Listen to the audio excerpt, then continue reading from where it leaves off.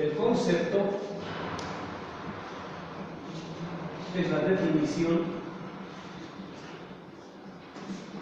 o sea, el conocimiento de algo en concreto, ¿no? En el concepto atrapamos el conocimiento real y por eso aparece como una definición. Quiero saber lo que es clase social. ¿Cuál es el concepto de clase social? El libro, está el concepto. Concepto de economía, concepto de historia, ¿no? Entonces, porque en el concepto está atrapado el conocimiento de algo y eso le decimos definición. Cuando yo produzco el conocimiento a partir de conceptos, en esa relación cognitiva no está tematizada y contemplada qué es aquello que está presupuesto en el concepto, en el sentido de cómo se ha producido ese concepto. No está. ¿Sí se entiende? Entonces, a mí, si yo estoy preocupado, quiero saber qué es lucha de clases. Porque he escuchado hablar que la lucha de clases. Entonces voy al manual, al diccionario, lo que sea, lucha de clases. Ahora ya sé lo que es lucha de clases. ¿Sí se entiende? Entonces, a mí no me interesa saber cómo se ha producido ese concepto. Por eso es que el concepto es la respuesta a la pregunta: ¿qué es aquello que se puede conocer? Por eso su problema es cognitivo, o sea, teórico. ¿No? Los grandes manuales funcionan a partir de conceptos, ¿no? Y por eso son chiquititos que los manuales, porque es una articulación a partir de puros conceptos, en este caso de puras definiciones. Por eso son chiquititos, ¿no? Porque por decir, digamos, ¿no? Ya está sintetizado o sistematizado, digamos, la esencia o el producto o la punta del iceberg. No está con lo que está debajo de la punta del iceberg. Por eso son chiquititos los manualitos, como los de George Polizer, por ejemplo, ¿no? Elementos fundamentales del marxismo, del materialismo histórico, es chiquitito, entonces yo puedo leerlo y después de eso puedo hacer política, por decirlo, como mucha gente ha hecho, por decirlo. ¿Cuál es la diferencia entre el concepto y la categoría? Entonces, Marx dice, especialmente en el Capital, más adelante lo vamos a ver con calma, Marx dice que el Capital es una crítica del sistema de las categorías de la economía política burguesa. No dice es una crítica del sistema de los conceptos, dice es una crítica del sistema de las categorías. ¿Lo ven? Bueno, entonces en este libro y en el segundo libro y hasta en el tercer libro no hay todavía una claridad respecto a lo que es concepto y categoría. Que no es fácil, ¿no? O sea, no es que... pues ¿cómo no va a tener la cara? ¿Qué chakra, no? O sea, en mexicano sería, no, pues, qué güey, ¿no? No, que no es fácil. Es el problema de la praxis. Es el problema de la praxis. Y es el problema de enfrentarse, digamos, a una obra tan densa como la de Hegel, ¿no? Si el concepto es la respuesta a la pregunta que es aquello que puedo conocer, la categoría es la respuesta a la pregunta ¿qué es aquello que puedo hacer? Y aquí el problema yo es cognitivo, el problema es político, o sea, de la práctica. ¿No? ¿Por qué? En el concepto, y por eso estos conceptitos están íntimamente ligados, ¿no? Para poder saber qué es aquello que puedo hacer yo en la realidad y con la realidad, yo tengo que conocerlo, ¿no? Se necesita, etcétera, etcétera. no hay de otra. Pero cuando se trata de la política, lo que yo tengo que saber, ¿no?, es cómo es que cada cual tipo de contenido, aparte de tener una función cognitiva o un conocimiento respecto de algo, cómo es que tal o cual tipo de concepto me delimita o no tal o cual tipo de práctica política, ¿no? Por ello, por decir, digamos, ¿no?, el concepto de clase social, el concepto de Estado, o el concepto de lucha de clases, ¿no?, se convierte en categoría cuando la relación con la realidad ya no es cognitiva, sino que es política, ¿no? Y para hacer el pasaje del concepto a la categoría, a mí ya no me basta saber lo que está contenido como definición o conocimiento del concepto. Yo tengo que saber cómo ha sido producido este concepto. Cuando yo sé cómo ha sido producido este concepto, yo puedo saber, ¿no?, qué es aquello que está contenido, qué dimensión de la realidad está contenida en este concepto y qué dimensión de la realidad no está contenida en este concepto. Y en ese sentido yo puedo saber cómo es que categóricamente no solamente me permite leer y no entender a la realidad, sino me permite ver qué es aquello que se puede o no transformar de la realidad. ¿Sí se entiende? Entonces, cuando yo sé qué es aquello que se puede transformar o no de la realidad, qué es aquello que se debe o no transformar de la realidad, estoy en el plano de la política. Entonces puedo saber en qué sentido puedo orientar la praxis. Por eso es que en el ámbito del concepto el problema es teórico, en el ámbito de la categoría el problema es político. Y cuando Marx dice el Capital, de lo que trata es de la crítica del sistema de las categorías, ¿no es cierto?, lo que está diciendo es que el capitalismo ha producido un sistema conceptual, ¿no?, para hacer inteligible una dimensión de la realidad, y la ha totalizado o la totaliza cuando ella dice que esta es la única realidad y más allá de ella no hay otra realidad. Y cuando yo me trago como pildorita esta concepción de la realidad, entonces no hay práctica posible que pueda subvertir este tipo de relaciones. ¿Sí se entiende? Entonces está la política. Y es un poco lo que ha pasado con la clase obrera inglesa, ¿no? Marx, en la década del 50 y 60 con Engels, se dan cuenta de que hay que olvidarse de la clase política inglesa. No es revolucionario. ¿Por qué no es revolucionario? Porque tienen una subjetividad de súbditos, son súbditos de la reina. Aquí hay una cita, está chistosísima, pero es bien elocuente. Sí, un poco para entender la subjetividad del inglés en ese entonces, ¿no? Por eso es que, digamos, países o pueblos que tienen cultura monárquica no son revolucionarios, no van a ser revolucionarios, a no ser que maten a alguien, como en Francia. ¿Sí se entiende? Entonces ahí cuentan, ¿cómo se llama? Una novela. Nos dice Marx, ¿no?, esta es la subjetividad del inglés. Entonces, el pirata, bueno, unos piratas se han enfrentado a la policía y los piratas los han derrotado a los policías. Es más, están con un pie encima de los policías, ¿no?, que les están pisando ahí, ¿no? Ahí, digamos, con la espada, ¿no?, así lo están pisando a los policías. Y el policía le dice, no, en nombre de la reina te ordeno que te rindas. Está tirado ahí el policía, ¿no? Entonces le dice el pirata, sí, le dice, ¿no? Sí, en nombre de la reina, sí, yo me voy a, ¿cómo se llama?, a rendir, porque, ¿cómo se llama?, no hay nada más majestuoso que en esta reina. Yo reconozco mis faltas y mis fechorías. Y se rinde. Entonces, los han vencido, ¿no? Pero la reina es la reina.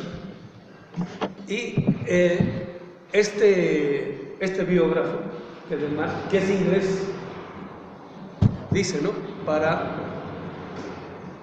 corroborar, por decir esa afirmación, dice, ¿no? Principios de la década del 50 hubo una concentración de obreros en Hyde Park, digamos, por decir, digamos, en Paseo Reforma, ¿no? En la cual hubo un enfrentamiento, ¿no?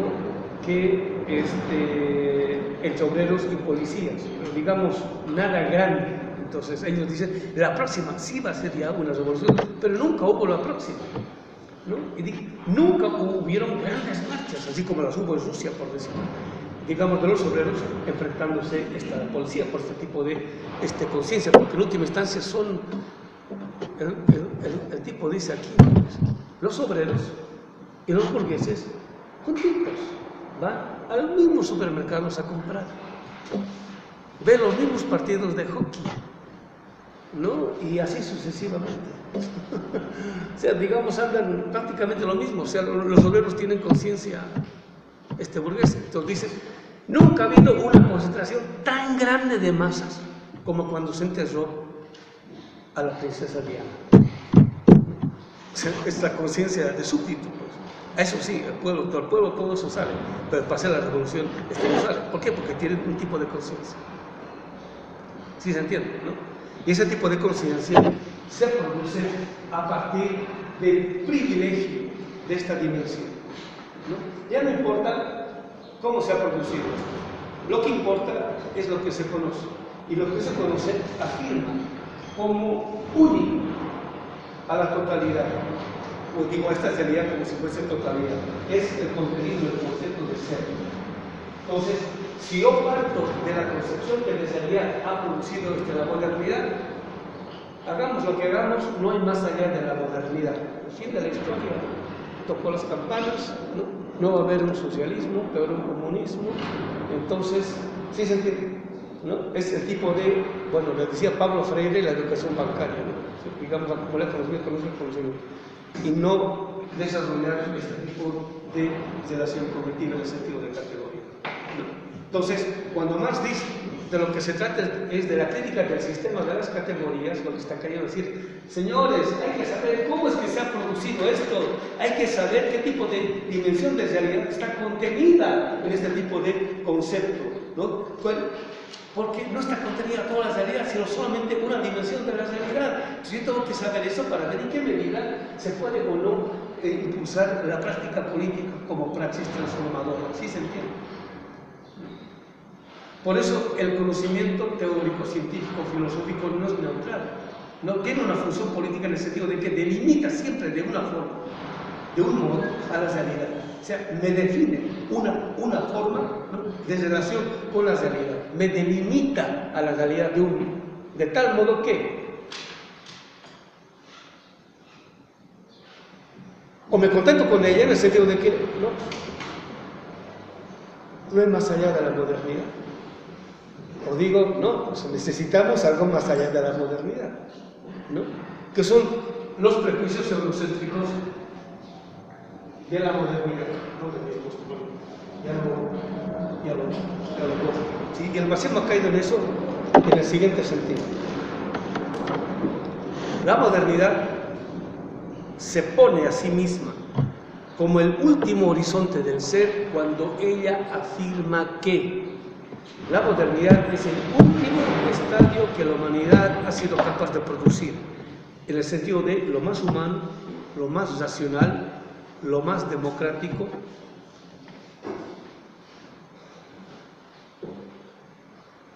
y lo más superior, por decirlo. Cuando yo creo eso, ¿no?, es porque yo lo veo problematizado, que es aquello que está producido en ese tipo de contenido, ¿no? Me lo he tragado de tal modo que digo, compañeros, hay que partir de los pueblos originarios. ¿Cómo puedes? Si eso sí supera. ¿Sí se entiende? Porque tengo una visión de la realidad que me impide ver a otro horizonte cultural como posible, a partir del cual se pueda poner en cuestionamiento el horizonte de la modernidad. Esto que te estoy diciendo así es facilito. es lo más complejo a lo cual nos podemos enfrentar, porque es enfrentarnos a los prejuicios sobre los cuales se fundamenta como fundamento la modernidad, que lo ha producido con conceptos. Para eso sirve la ciencia y la filosofía, ¿no? Entonces, Marx, fíjense, ¿no es cierto?, publica el tomo 1 del Capital, que es aquello que es previo. Es cualquier cantidad, ¿no?, de obras, tomos, volúmenes, en los cuales él está haciendo una reconstrucción de cómo es que se ha producido el contenido de estos conceptos. Para decirnos, ¿no?, la visión que de la realidad ha producido la burguesía le permite a ella justificarse como lo único bueno y absoluto, ¿no?, de la cual, ¿no es cierto?, de este tipo de contenidos está fuera otro tipo de visión de la realidad, empezando por la del proletariado y siguiendo por la de los pueblos, y así sucesivamente. Está fuera. ¿Y por qué está fuera? Porque no está dentro. Como contenido las hace aparecer como invisibles, o sea que, fíjense, las hace desaparecer. ¿Listo? Las hace desaparecer. Y de tal modo de que, ahora en el contexto, digamos, de la descolonización del marxismo, las hace desaparecer de tal modo que pareciera que nunca hubiesen existido. Y si han existido, carece en absoluto de relevancia su existencia. ¿Sí se entiende? ¿Por qué? Porque el contenido de esos otros sistemas civilizatorios no está como contenido en el conocimiento que nosotros tenemos acerca de lo que sea la realidad, y por eso es imposible un tipo de política desde más allá de la modernidad. ¿Sí se entiende, compañero? La diferencia entre concepto y categoría. Epistemológicamente aquí es fundamental. El marxismo nunca tuvo claro el problema, ni luce. Lo que está diciendo, ¿sí se entiende? O por eso, nunca tuvo claro el problema de la política. ¿Qué les parece? Está grueso, ¿no? Está gruesísimo. Pues yo digo aquí, pues, es que les parecen bien raras, rarísimas, ¿no? Pero en parte yo sé, digamos, la mochila que me estoy echando encima de la espalda. Primero, después algunos se vieron acá. Cuando en los cruces está Marx estudiando a Ricardo, hay una parte donde dice, como nos podemos seguir lamentando de la alienación, cuando está revisando la voz que hace y la voz, dice, podemos seguir lamentando o podemos convertirlo o descubrir que en realidad es un problema histórico, político y económico. Exacto. Está pasando el concepto. Exactamente, exactamente. Sí, cuando yo desconozco todo esto, no me queda más que lamentarme, ¿no? Pero cuando conozco todo esto, o sea, la historia, el modo como se ha constituido, no solamente la teoría, sino cómo es que históricamente se han producido este tipo de conceptos, yo puedo saber qué es aquello que se puede hacer. Es un poco lo que ha pasado con Mariátegui, ¿no? En el marxismo que se estaba realizando en su tiempo, dice, órale, no, está bien, hay que producir esta revolución acá, pero dice, a partir de la clase obrera revolucionaria, pero en Perú no hay clase obrera revolucionaria. Bueno, entonces, o sea, en el contenido del concepto de clase revolucionaria no está ni el campesinado ni el indígena, está solamente el obrero. O sea, esa dimensión de la realidad está excluida de este tipo de contenido, pero necesitamos revolución. Entonces no puedo partir del obrero porque no hay clase obrera en Perú y en Bolivia. Entonces, bueno, voy a partir del campesino y del indio. ¿Y qué hacen los marxistas? Revisionista, populista, etcétera, etcétera. ¿Sí se entiende? ¿Sí? ¿Por qué? Porque no entendieron Marx, ni la realidad, ni la historia, etcétera, etcétera. ¿No? Y en última instancia era gente que estaba dispuesta a dar la vida, ¿no? ¿Sí se entiende, no? Entonces, dice, si el que se inicia comprende adecuadamente el concepto y la categoría. Ajá. Ahora nosotros le quitamos el paréntesis, ¿no? ¿Sí se entiende, no? Podemos entender lo que significa plusvalor. Sigue, entenderá al mismo tiempo el fundamento de donde Marx saca la totalidad de sus posteriores descubrimientos, que en realidad son corolarios. ¿No? No es tan así, pero en parte es así, ¿no?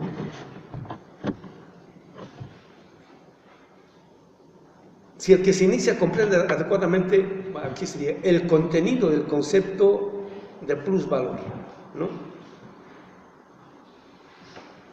Entenderá al mismo tiempo el fundamento de donde Marx saca la totalidad de sus posteriores descubrimientos. Entonces, cuando tenemos nosotros esta claridad entre lo que significa el concepto y lo que significa la categoría, ¿no es cierto? Y podemos ir un poquito más allá de lo que Marx ha desarrollado acerca del concepto de plusvalor, la realidad se nos abre mucho más que la realidad que se le abrió en el tiempo de Marx, ¿no? Se nos abre más. Entonces, cuando se nos abre más, hay más posibilidades para la praxis política. Es lo que quiero decir. Si la única forma de hacer política en el óptimo sentido de la palabra no es saliendo a la marcha, a la calle, a enfrentarse con la policía. No es la única. Y tal vez no sea la más privilegiada. Tal vez ese sea un resultado. Pero hay que producir ese momento. Y tal vez la producción de ese momento sea lo más fundamental. Y esto lo vamos a ver muy bien con la dialéctica de la producción-consumo, que es aquello que podemos hacer, que es aquello que seguimos haciendo ingenuamente, pero que es aquello que podemos hacer, digamos, conscientemente. Producción-consumo, ¿no? Que está bien planteado en los Brontes. Está replanteado de mejor modo en el capítulo 6 inédito. Y por eso lo puse en la página, ¿no? Porque ustedes nos dicen, vamos a volver varias veces a ese texto, le vamos a dar muchas vueltas y vamos a ver cómo es que nosotros podemos ir más allá de este tiempo histórico, desarrollando el contenido implícito y explícito a partir de este tipo de tematización. Porque el problema, siguiendo a Marx, más allá de Marx, vamos a ver en qué consiste la producción de una nueva subjetividad,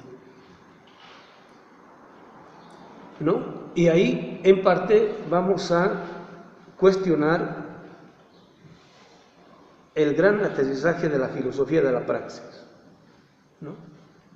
Que es esta discusión en torno a la antropología presupuesta en la obra de Marx, en el sentido de que, bueno, más allá del homo economicus, ¿no? Digamos que es el fundamento que está detrás de la economía política clásica burguesa, ¿cuál sería el ser humano presupuesto en la obra de Marx?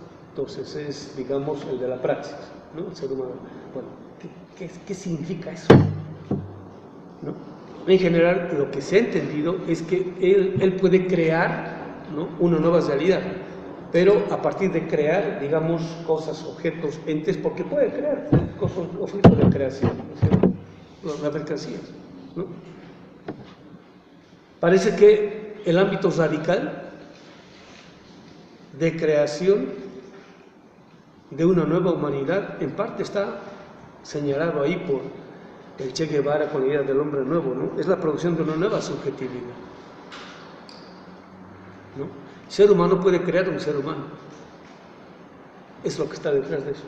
Entonces, cuando sea capaz de crear un nuevo ser humano, va a crear una nueva realidad, pero no en el futuro, sino ahora. Eso hay que empezarlo ahora, eso se puede empezar ahora, en este momento podemos empezar, ¿no? Y eso va a tener que ver con una radicalización de todo esto. ¿Alguien levantó la mano?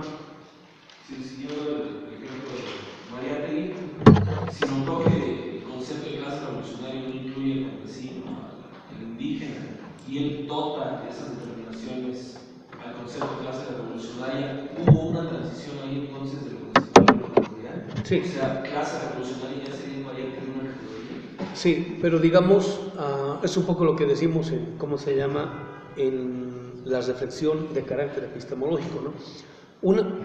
Una cosa es hacerlo de modo intuitivo o inconsciente y otra cosa es hacerlo de modo explícito.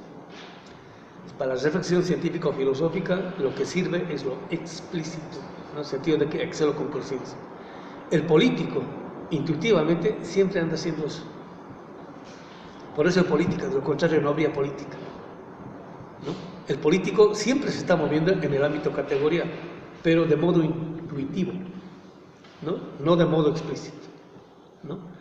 Por eso es que en el ámbito de la epistemología, la dimensión de la realidad llamada política cobra la primacía, ¿no? Y ahí lo teórico se subordina a lo político. Y esto es lo que llamamos el pasaje de la reflexión metodológica a la reflexión epistemológica, ¿no? En la reflexión epistemológica es explícito y consciente, ¿no?, que la reflexión teórica, ¿no?, o metodológica se subordina a la reflexión epistemológica. Y la reflexión epistemológica aparece cuando el gran teórico con intencionalidad política sabe o se da cuenta que el mejor método del cual se había servido el pensamiento crítico ya le es insuficiente. Y por eso necesita construir nuevas categorías con las cuales sea posible otra forma metodológica del conocimiento. Es la diferencia, ¿no? Entonces, por eso es que en el plano político habitualmente se está uno moviendo en el plano de la reflexión categorial, pero ahora nosotros le llamamos así explícitamente con nombre y apellido para tomar conciencia de eso, ¿no? Cosa que en la política en sentido estricto no sucede. Intuitivamente se está haciendo eso, ¿no? Si digamos en el caso de Evo Morales y la guerra del agua, que la guerra del gas, todo eso, ¿no es cierto? En la década del 90 el modelo neoliberal hizo desaparecer a la clase obrera, entonces era imposible la revolución, ¿no? Entonces en este siglo se pasa a un nuevo sujeto, ¿no? Son los movimientos populares, algunos con conciencia social, otros con conciencia comunitaria, ¿no es cierto? Y los obreros en parte son furgón de cola, ¿no? Porque no hay, y además han perdido la conciencia, es una burguesía. Entonces quienes agarran la conciencia es el pueblo, ¿no? Algunos con conciencia popular, y, digamos, de origen campesino y yo indígena, ¿no es cierto? Entonces, si el Evo hubiese sido, digamos, un marxista-leninista, ¿no es cierto?, con campesinos indígenas, no, toma pues, los campesinos son burgueses, tienen propiedad privada, no, o sea, jamás hubiese sido la revolución, pero a él le importó un soberano por eso, ¿no? ¿Sí se entiende, no? Entonces, ¿por qué? ¿Tiene conciencia antiimperialista? Ya es revolucionario. Listo, ¿no? Entonces, independientemente de que sea obrero, estudiante, ama de casa, indígena, campesino, dice ahora, entonces produce la gran transformación. ¿Sí se entiende, no? Más abajo, una cita de Marx. Todos los economistas caen en el error de considerar al plusvalor no puramente en cuanto tal, sino como una forma particular de la ganancia y la renta. Entonces, la ganancia se movería en este ámbito con esta dimensión, en el ámbito de la apariencia. Y cuando focaliza este aparecer, ¿no?, desaparece el problema del valor. Entonces, en Adam Smith hay una tematización todavía relativa al plusvalor, ¿no? Pero después de Ricardo desaparece. ¿Por qué? Porque se ha impuesto esta forma de procedimiento. Y Hinterland explica cómo se da esto a través de la universalización de la doble cuenta, ¿no? Entonces, ¿cómo se llama? Los burgueses, por decir, desarrollaron a partir de la burguesía veneciana, que de Venecia, ¿no?, la doble contabilidad. Pues tenían dos libros, ¿no?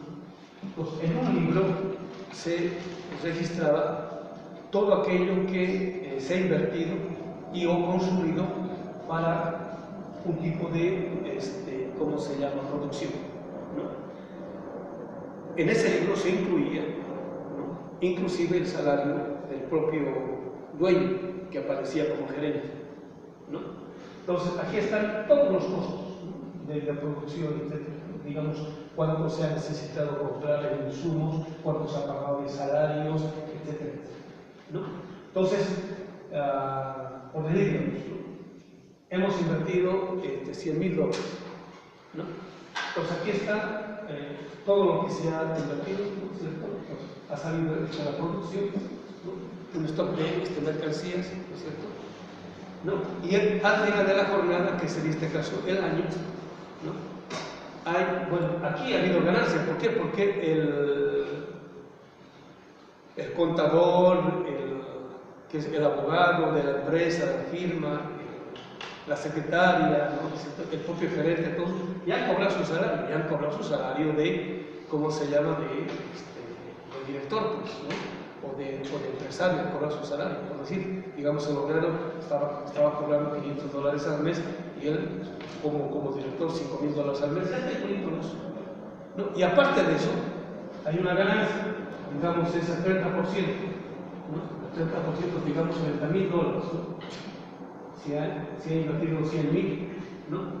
Entonces, esta es la ganancia líquida neta, absoluta, o sea, independientemente del costo. Si aparece esto, aunque sea $10,000, ya es rentable.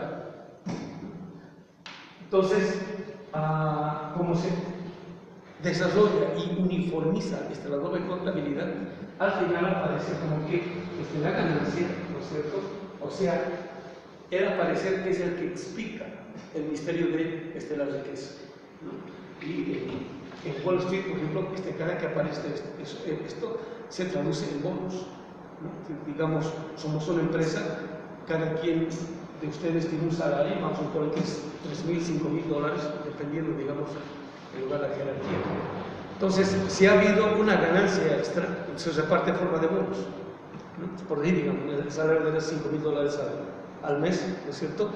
Es normal que al final del año reciba un bono de $250,000, ¿no?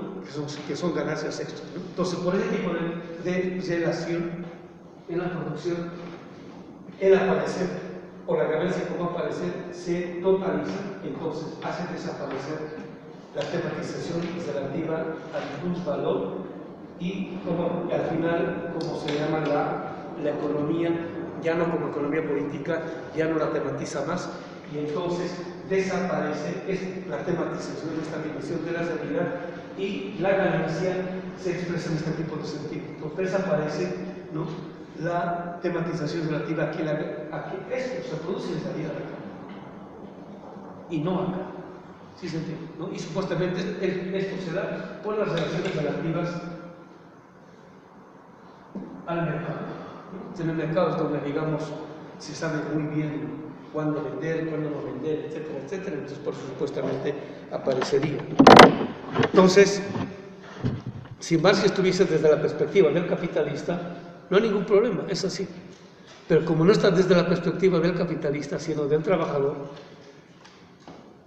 el modo como va a ir penetrando en la tematización, el modo como va a ir reflexionando al respecto, esto es, el modo como va a ser una reconstrucción no solamente histórica, sino también lógica, del modo como se constituye el contenido de los conceptos, eso se llama fenomenología, ¿no?, en la perspectiva de Hegel, ¿no?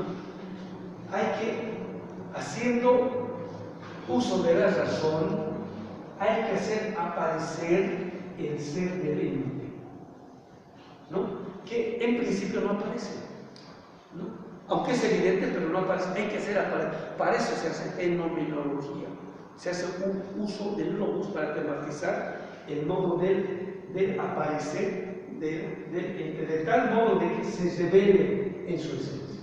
Y para hacer eso hay que remontarse del plano de la conciencia al ámbito de la autoconciencia. O sea, del fenómeno a la esencia. Y para eso hay que hacer ciencia. O sea, aquí hay un concepto de ciencia, y a partir de este tipo de relación se deduce un tipo de concepción de ciencia. ¿Sí se entiende? Por eso es que al final la ciencia moderna se va a convertir en una descripción cuantitativa lo más sofisticada posible del aparecer del ser y del universo. ¿Sí se entiende? Sin una tematización a fondo de aquello que está negado y o supuesto o presupuesto, ¿no? Y esto va a tener que ver con un remontarse, no solamente a la constitución histórica, sino también a la constitución lógica, ¿no? Entonces, por eso dice Marx, en los Grundrisse más o menos la cosa está entremezclada, pero en el Capital. Capital en esencia no es un texto histórico, es un texto lógico, porque lógicamente él va viendo qué es aquello que está presupuesto como contenido en los conceptos. Por ejemplo, cuando aparece la clase social llamada obrero. ¿Qué es el obrero? ¿No? Bueno, para que haya obrero, ¿qué tiene que haber? Y así poco a poco. Tiene que haber pobreza. Bueno, pero ¿qué tipo de pobreza? ¿Qué significa eso? ¿No? Y para eso recurre a la historia. Pero recurriendo a la historia, va viendo cómo es que ello se va formalizando. Es la pertinencia del análisis lógico, ¿no? Entonces, se produce la pobreza. ¿Por qué? No todo el mundo quiere ir a trabajar a la fábrica. Van a la fábrica porque no les queda de otra. Pero ¿cómo se da ese tipo de condiciones? Y así sucesivamente, ¿no? Entonces, por eso es que es innegable este tipo de reflexividad a la reconstrucción, por una parte histórica y por otro lado lógica. Ahora, otra vez, digamos, en la dimensión de la tematización epistemológica.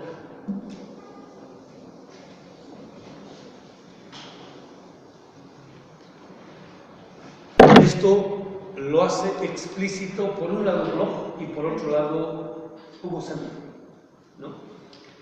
Yo quiero entender el presente, ¿no? Entonces, más interpretado ese tipo de error. Yo quiero entender el presente, ¿no? Entonces, cuando alguien se percata, y es un poco lo que pasa con la ciencia y la filosofía, en los eminentes científicos y filósofos, se dan cuenta de que la única forma de entender la constitución lógica, por decir, de un concepto en el presente, es recurriendo a la historia, ¿no? Porque si quiero entender el presente, tengo que irme a la historia. Entonces hacen un salto político, ¡fum!, se van al pasado. O sea, del presente se van al pasado. Digamos a la edad primitiva.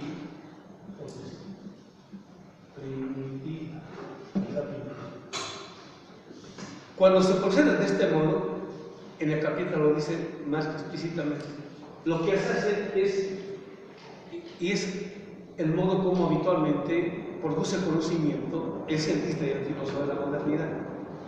Cuando se da un salto olímpico del presente al pasado, ¿no?, lo que se hace es trasladar los prejuicios del presente al pasado,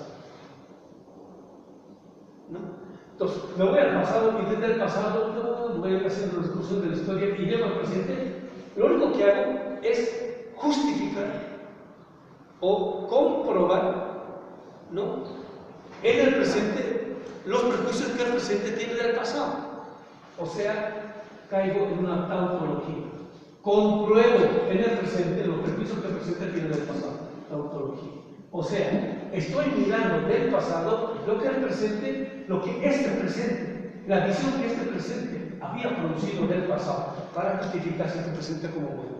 ¿Sí se entiende? Entonces, lo que hace la modernidad, ¿no?, la visión que construye del pasado es que ella siempre ha sido inferior, ¿no?, y que solamente en el presente se es superior, si está bien, si es racional, lógico, humano, etcétera, etcétera. Entonces, se comprueba. ¿Por qué? Porque lo que ha hecho es trasladar los prejuicios del presente al pasado. Entonces, ¿qué dice y qué hace? Todo presente, para ser presente, tiene una visión, necesita producir una visión del pasado. Y como dice Dussel, la visión que la modernidad tiene del pasado la han inventado los románticos. Los románticos, ¿no?, especialmente los alemanes, son los que dicen, ¿no?, nosotros necesitamos crear el pasado, ¿no? Entonces, producen un pasado conforme a su imagen y semejanza, ¿no? O sea, sus prejuicios los trasladan al pasado. O sea, crean su propio antecedente, crean su propia tradición, ¿no?, a partir de la cual ellos aparecen como la culminación de todo eso, ¿no? en realidad es algo que normalmente hacemos. No es que exista una tradición, sino que las tradiciones se las van produciendo en la medida en que van apareciendo novedades en el presente. Entonces, frente a ello, ¿qué hace Marx? Y esta es una especie de novedad respecto de Hegel, ¿no?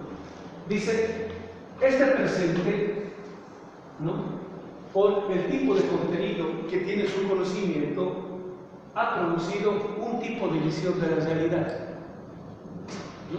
Me hace ver del pasado lo que quiere el presente que se vea, ¿no? Pero ahora yo no quiero ver lo que el presente me hace ver, yo quiero ver lo que no me hace ver. ¿Sí se entiende? Entonces, en el presente yo me planteo preguntas que el presente no se cuestiona.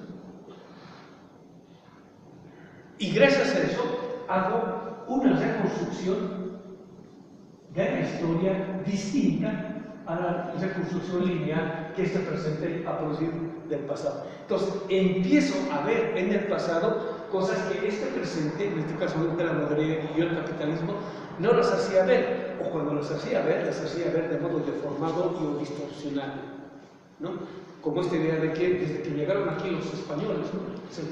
¿Cuál es la justificación? La misma que dan los ingleses que respecto de los hindúes, ¿no? Es que los tuvimos que invadir a los hindúes. ¿Por qué? Porque quemaban a las viudas.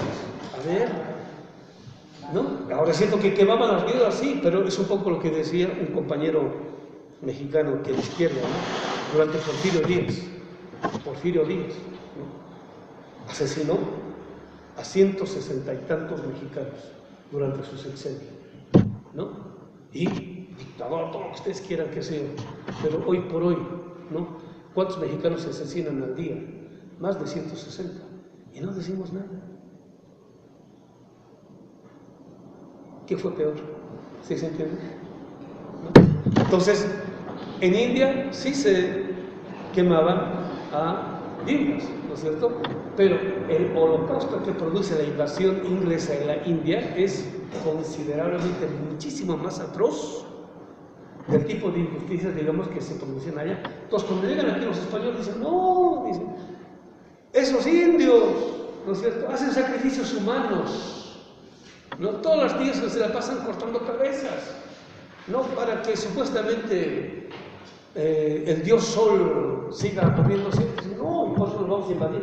Y nos invaden. ¿Cuántas cabezas al día se cortarían? ¿Va? En el supuesto caso de que se cortaran, ¿no? ¿Cuántas al día? Para que Huitzilopochtli esté supuestamente alimentado. Porque es lo que dice el conocimiento del dominador, ¿no? O sea, hay que distinguir, ¿no?, entre el conocimiento que el dominador ha producido respecto de nuestros pueblos originarios y lo que nuestros pueblos originarios eran. ¿Por qué? Porque, ojo, seguimos hablando nosotros de nuestros pueblos originarios con el conocimiento que el dominador ha producido respecto de nosotros. Y seguimos repitiendo. O sea, los prejuicios del presente europeo, por decir, digamos, en el siglo XVI, los seguimos aplicando a nuestros pasados. No hemos hecho la reconstitución epistemológica todavía al respecto, ¿no es cierto? ¿Viene con tipo de prejuicios? ¿Nos aplican? No, pues, qué bueno que nos conquistaron los españoles, ¿no? Qué bueno, o sea, ¿no? Y otros, no, que vienen los vecinos ingleses. Y así sucesivamente. ¿Sí se entiende, compañero? Entonces, en el caso de Marx, ¿no?, el primero en darse cuenta es Bloch y trató de resolver sistemáticamente, ¿cómo se llama? Hugo Semel, ¿no?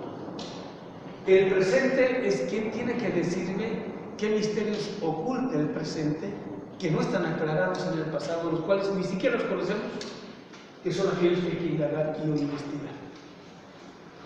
Entonces, cuando yo indago en el pasado el modo como se ha constituido este tipo de contenido, ¿no?, lo que descubro es otros pasados en el pasado, gracias al cual el presente ahora aparece de otro modo. Y cuando el presente aparece de otro modo, entonces aparecen otro tipo de sentidos distintos hacia lo que podría ser el futuro, y no el tipo de futuro que quiere imponer este tipo de presente. ¿Sí se entiende? Ahora, en parte también para eso sirve la fenomenología, pero no es la fenomenología hegeliana. ¿Por qué? Porque Hegel construye, ¿no?, todo su sistema filosófico para hacer desaparecer lo que no es moderno y para hacer aparecer solamente lo que es moderno. Y cuando nosotros partimos de ese tipo de fundamentación filosófica y científica, solamente vemos lo que la modernidad quiere que se vea. Y solamente eso aparece como racional y el resto aparece como irracional. ¿Sí se entiende, compañeros? Había la otra compañera. Sobre ese regresar al pasado, estaba yo revisando un libro sobre la cuestión del niño y para justificar la guerra, la matanza. Se fue a Aristóteles. ¿A dónde? Aristóteles. Fue el argumento fundamental para eso del derecho natural y divino, ¿no? Sí. Pero la fuente del pasado justificó toda la matanza. Y es digamos, un discurso perfectamente armado. Yo cuando lo leí, es como si estuviera leyendo en el presente. Sí, exactamente. Las mismas palabras, los mismos conceptos sobre los indios. Sí.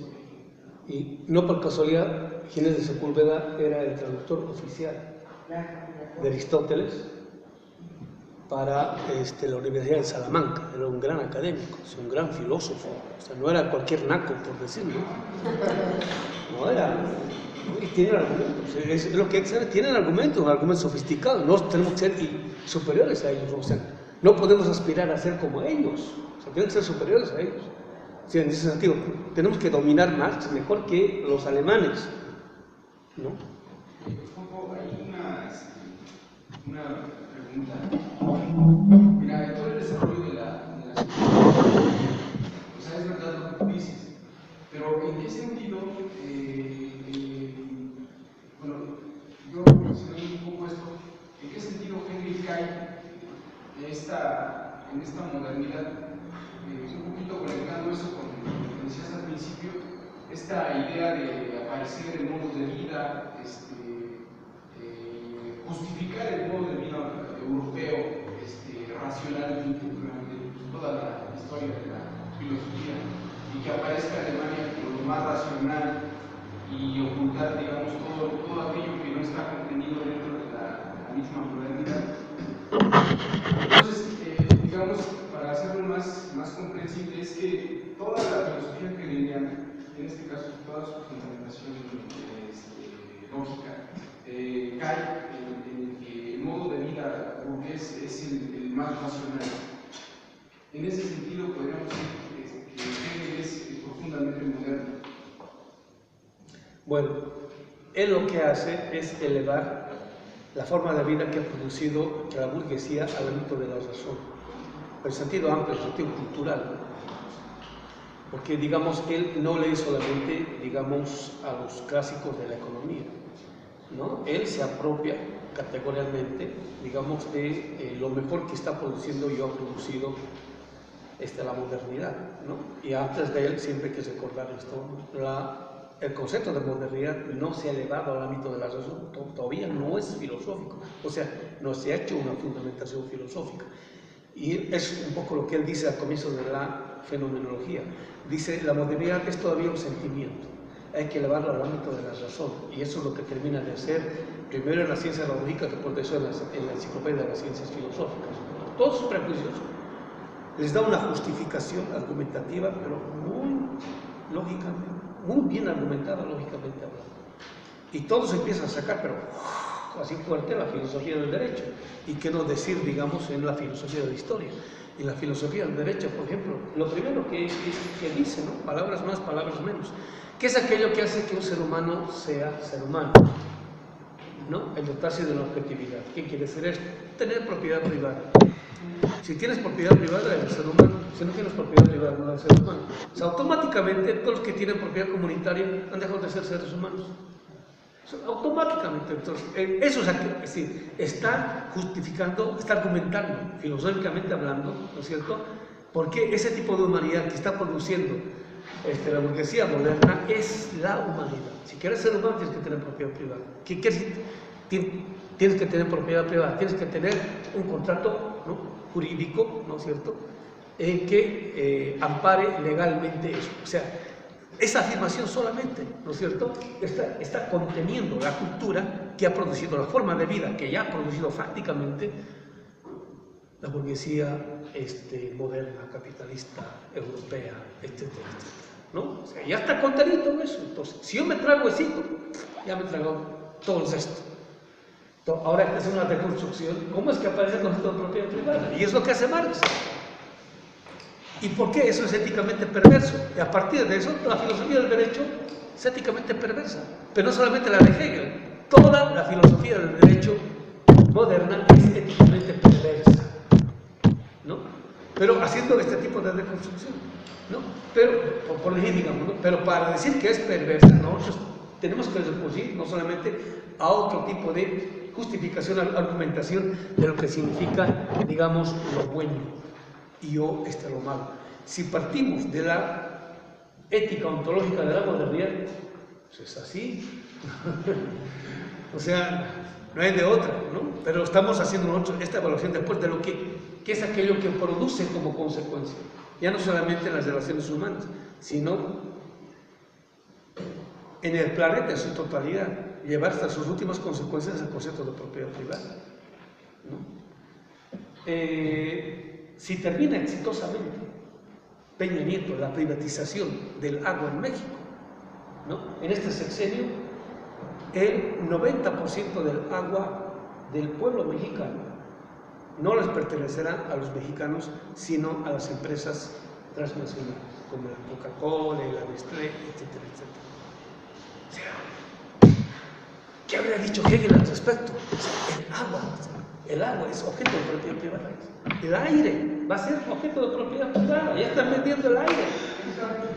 Y así sucesivamente, ¿no? O sea, de pronto, ¿no es cierto?, ese tipo de procesos llevado hasta sus últimas consecuencias, están empezando a producir cosas, pero irracionales, con las primeras consecuencias irracionales de ese tipo de propiedad se enfrenta más con el famoso robo de la leña. Antes, ¿no es cierto?, la madera de los bosques era propiedad comunal. Entonces, cualquier campesino en invierno iba a la selva negra, cortaba leña y vivía y podía sobrevivir como se lleva el invierno. Cuando todo eso es declarado objeto de propiedad privada, bueno, primero estatal, después de eso que de propiedad privada, ¿no es cierto?, entonces empiezan a llenarse las cárceles de campesinos, porque un campesino tiene que vivir de leña, ¿no? Entonces está atentando contra la propiedad privada. Entonces, ¿de qué van a vivir durante el invierno? Y se empieza a morir la gente. En Inglaterra pasó eso. ¿Quién decía? No decía nadie. ¿Por qué? Porque la policía estaba ahí para hacer cumplir, digamos, celosamente este tipo de leyes. Por eso decimos, ¿no es cierto?, el capitalismo es nada sin el derecho moderno. ¿Qué es el derecho moderno? Es la racionalización de la subjetividad burguesa en el plano jurídico, ¿no? Entonces, el robo que hace el capitalista tiene que aparecer amparado legalmente, y todo eso es el derecho moderno, ¿no?, de lo cual el marxismo no se ha dado cuenta. Por eso critica al capitalismo, pero no critica el derecho burgués o moderno, que en el fondo es burgués, ¿no? Y con derecho moderno quieren hacer la transición al socialismo, y no se puede, porque el derecho moderno ampara solamente relaciones capitalistas, no ampara relaciones socialistas, peor relaciones de producción comunitarias, y por eso el socialismo, experiencias del socialismo, experiencias de la forma de producción comunitaria se van al tacho. ¿Por qué? Porque no hay una reflexión jurídica que acompañe este tipo de procesos. No se han dado cuenta, piensan que es una mera superestructura, y ahí la regaron. O sea, no entendieron bien lo que Marx estaba trabajando de producción. ¿Sí se entiende, compañeros? Entonces, por la política, ¿ves? Pues esta preeminencia de la reflexión categorial respecto de la reflexión conceptual. Eso es el contenido de la racionalidad y o de la racionalidad dialéctica, en el sentido de Marx, ¿no? Por eso es que la política aquí cobra una preeminencia de primer nivel. Bueno, compañeros, hemos pasado 5 minutitos. Nos vemos en la siguiente clase.